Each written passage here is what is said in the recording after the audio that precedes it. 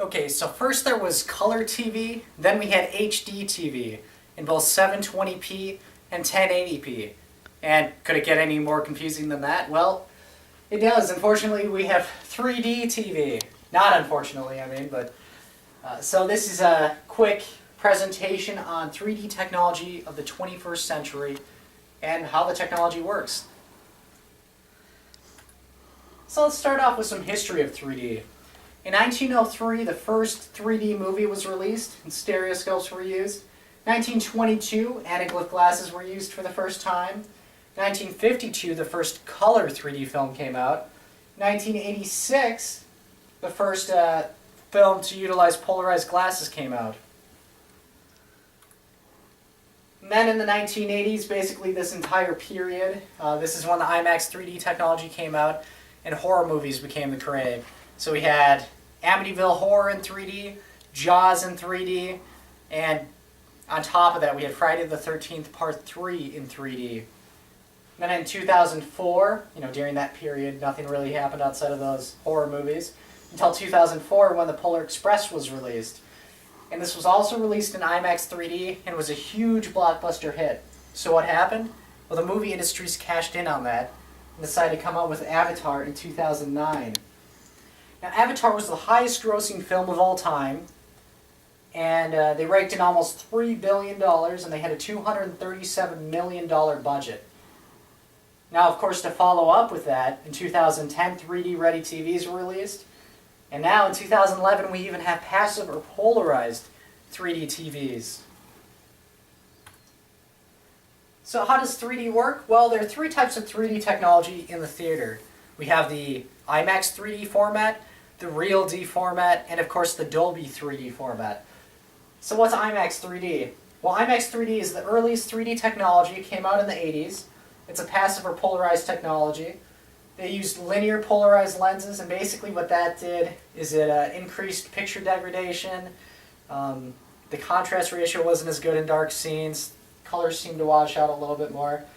And it tended to be a little more gimmicky. And it's still used today, but unlike RealD or Dolby 3D, they use two projectors instead of just one. So they'll have a projector for the left eye and one for the right eye as well.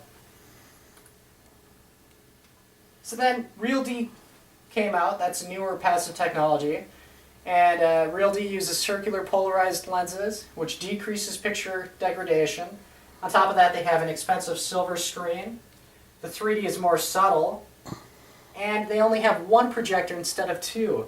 So that one projector works for both the left and right eyes. We'll have two images going at once, so it's kind of an advanced technology here.